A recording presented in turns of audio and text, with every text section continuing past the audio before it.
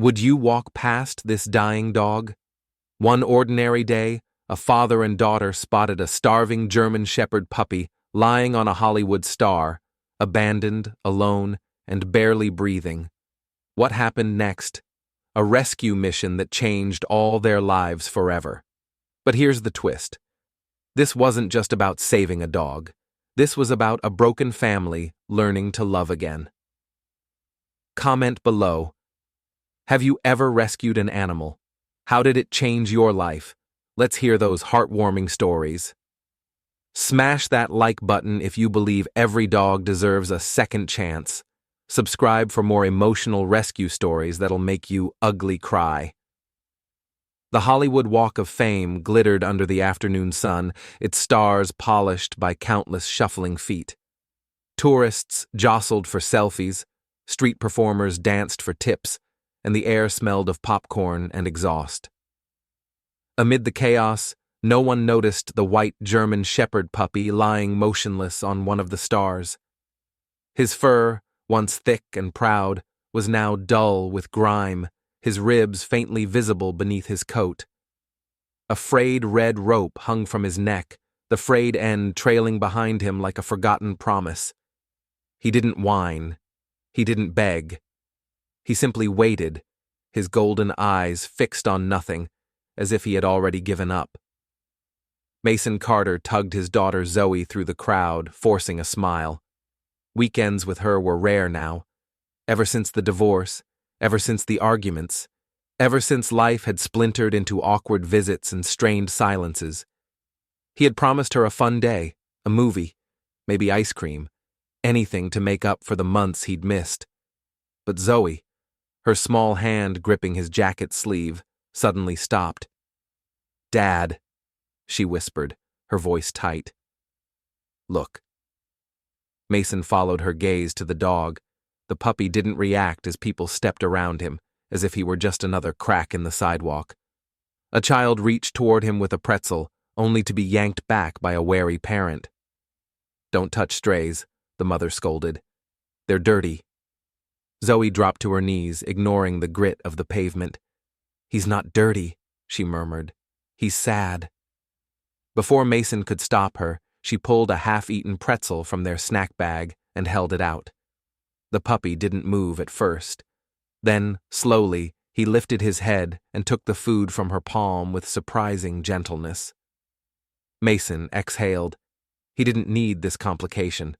Not now, not when he was barely keeping his life together. But as he watched Zoe stroke the dog's matted fur, her face softer than he'd seen in months, something twisted in his chest. The puppy leaned into her touch, his tail giving a single hesitant thump against the ground. "We can't leave him," Zoe said, her voice quiet but firm. Mason hesitated. Then, with a sigh, he shrugged off his hoodie and wrapped it around the shivering dog. "Just for tonight," he muttered, more to himself than to Zoe. But as he lifted the puppy, lighter than he expected, he felt the dog's heartbeat against his chest, steady and trusting. And for the first time in a long time, Mason wondered if he was the one being rescued. That night, as Comet, the name Zoe insisted on, slept curled on an old blanket, Mason stared at the ceiling, his mind racing.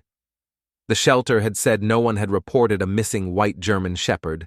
No posters, no frantic searches, just a dog left behind like an afterthought.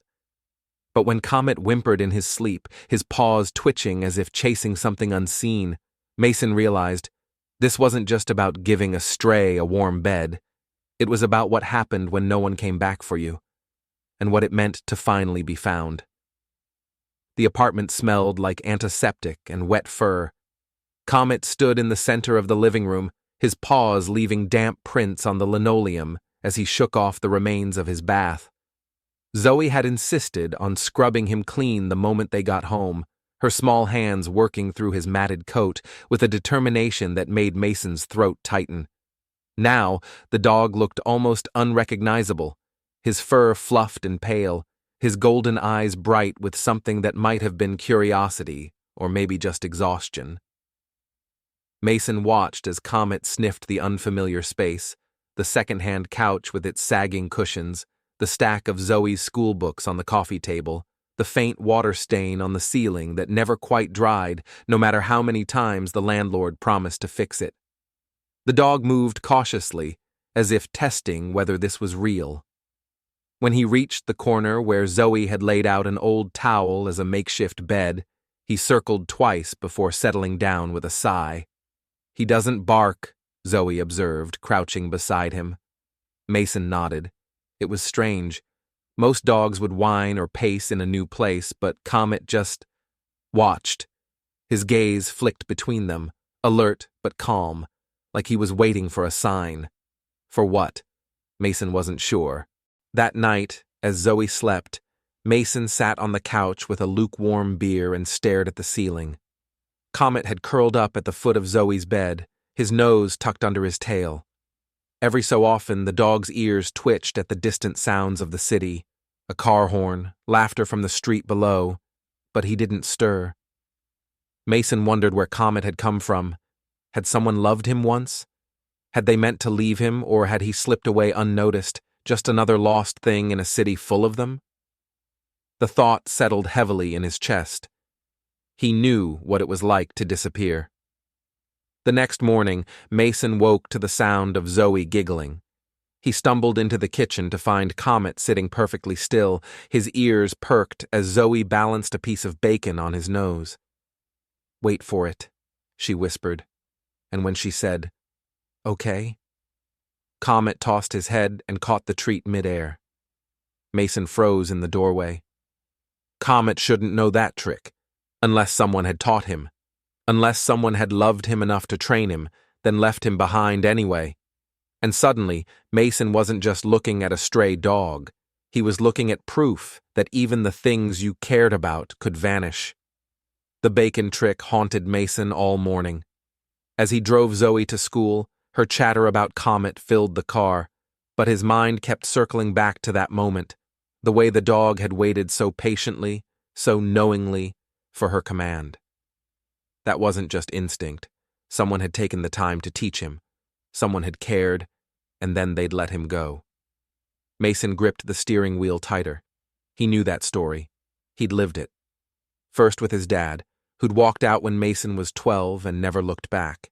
Then with Lauren, Zoe's mom, who'd said, "I just need space," one evening and filed for divorce by the end of the month. People left. That's what they did, even when they promised otherwise. At home, Comet was waiting by the door, tail wagging in slow sweeps. Mason crouched to scratch behind his ears, and the dog leaned into his hand with a quiet sigh. His fur was softer now, his ribs less visible. He looked like he belonged here. That was the problem. Mason pulled out his phone and dialed the shelter again.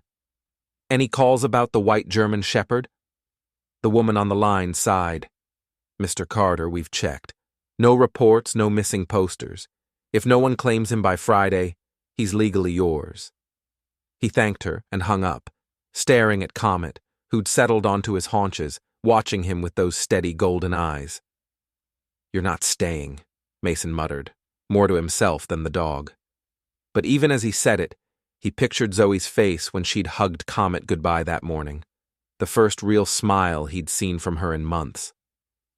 That night, Zoe sat cross-legged on the floor, sketching Comet in her notebook while he dozed beside her. "Dad," she said suddenly, "what if no one ever comes for him?" Mason's chest tightened. He knew the answer. He also knew what it would cost to say it out loud. The next day, Mason came home to find Zoe's sketchbook open on the table. Amid the doodles of Comet was a drawing of their old house, the one they'd lost in the divorce, with 3 stick figures out front.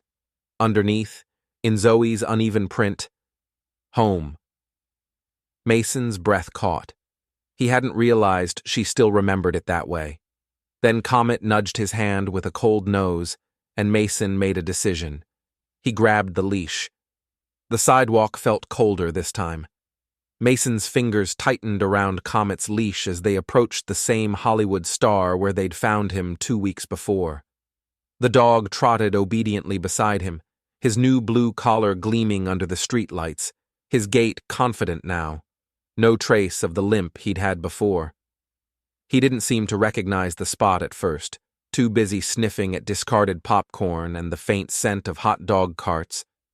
But then, as they drew closer, Comet slowed. His ears twitched, his nose dipped toward the ground, tracing invisible tracks only he could follow. Mason's throat tightened. This had been a mistake.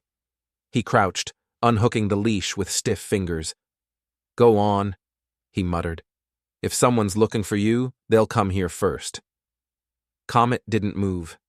He just sat back on his haunches, staring up at Mason with that same quiet patience, as if waiting for an explanation. A group of tourists passed, their laughter sharp in the evening air, but the dog didn't even glance their way. Mason exhaled sharply. He'd told himself this was about giving Comet a choice, about proving one way or another whether the dog wanted to stay. But now, under the glow of neon signs, he realized the truth. He wasn't testing Comet. He was testing himself. Could he really let something good walk away again? Could he trust it to stay? A gust of wind sent a crumpled flyer skittering past Comet's paws. The dog nudged it idly, then turned and pressed his shoulder against Mason's knee. That simple touch shattered something inside him. Mason didn't realize he was crying until Comet licked his wrist. Once, twice, the way Zoe used to pat his cheek when she was little and sensed he was upset. He wiped his face with the back of his hand, then froze. Across the street, half hidden in the shadows of a souvenir shop, a figure stood watching them. A man in a faded army jacket, his gaze locked on Comet. And the dog had gone utterly still. The man took a step forward, and Comet's entire body tensed. His ears flattened, his tail tucked, and a low, uncertain whine escaped his throat, a sound Mason had never heard before. The stranger hesitated, his hands half raised in a gesture that could have been surrender or pleading. His face was gaunt, his beard unkempt, but his eyes were sharp and fixed on Comet with an intensity that made Mason's pulse quicken. "Easy," Mason murmured, gripping Comet's collar. The dog didn't pull away, but his muscles trembled under Mason's fingers. The man stopped a few feet away, his breath visible in the cold night air. "That's my dog," he said hoarsely. Mason's stomach dropped. He'd imagined this moment a dozen times, someone showing up with photos, with vet records, with proof that Comet belonged to them. But now, faced with the reality, all he could think was, Zoe. Zoe will be devastated. Comet sniffed the air, his nose twitching. Then, slowly, his tail gave a single hesitant wag. The man's face crumpled. "Buddy," he whispered. Mason forced himself to breathe. "You left him," he said, and it wasn't a question. The man, Jake, he said his name was, swallowed hard. "I didn't have a choice." He fumbled in his pocket and pulled out a worn photograph. A younger Jake in uniform, kneeling beside a gangly white puppy with the same golden eyes. "Deployed last year. My ex was supposed to watch him. When I got back, she was gone. So was he." His voice cracked. "I've been looking for months." Mason stared at the photo, then at Comet, who was leaning slightly toward Jake, caught between memory and the present. The dog's gaze flicked between them, as if waiting for a signal.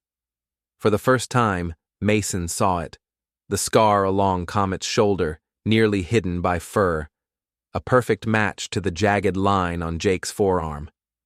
Mason's phone buzzed in his pocket. A text from Zoe. "When are you and Comet coming home?"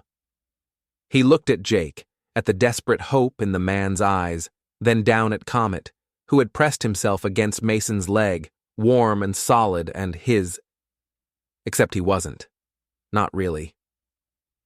A year later, the apartment still smelled faintly of dog shampoo and Zoe's strawberry-scented markers. Comet, now sporting a sleek red harness and a collection of chew toys that littered every corner, stretched across the couch, his head resting on Mason's lap.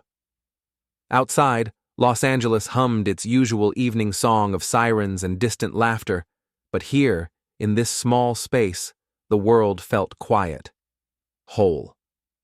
Zoe's laughter spilled from the kitchen as she balanced a slice of pepperoni on Comet's nose. "Wait for it," she sing-songed, and the dog's tail thumped against the cushions.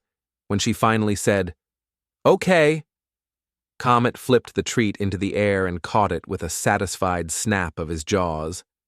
Jake, leaning against the doorway with a beer in hand, chuckled. "Show off," he muttered, but his eyes were bright. It had taken time, weeks of shared walks, of Jake showing up with Comet's old training manuals, of Zoe tearfully asking, "But what if he forgets us?" But the answer had been clear from the start. Some stories weren't about choosing one family over another. They were about widening the circle. Mason rubbed Comet's ear absently, watching as Jake demonstrated a new hand signal and Zoe mirrored it with fierce concentration. The dog obeyed instantly, his gaze flicking between them, loyal to both. Jake had found a place 3 blocks away. He came for dinner every Sunday, brought Comet to the vet when Mason was stuck at work, and, on the nights when the nightmares of deployment crept in, sometimes crashed on their couch, Comet curled at his feet like a living, breathing anchor. Zoe taped a new drawing to the fridge that night. 4 stick figures and a dog, all holding hands beneath a too big sun.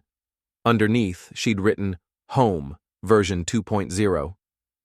Mason studied it, then glanced at Comet, who had sprawled across Jake's boots, sighing like a king on his throne.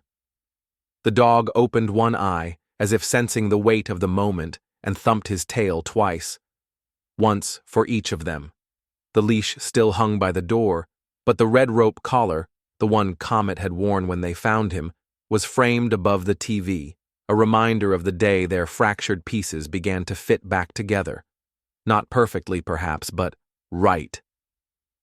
And when Comet woke them at 3 a.m., barking at a raccoon on the fire escape, or when Jake texted a blurry photo of the dog wearing a ridiculous birthday hat, or when Zoe whispered, "Dad, I think we're okay now," Mason knew the truth. You didn't have to be unbroken to love. You just had to be willing to stay.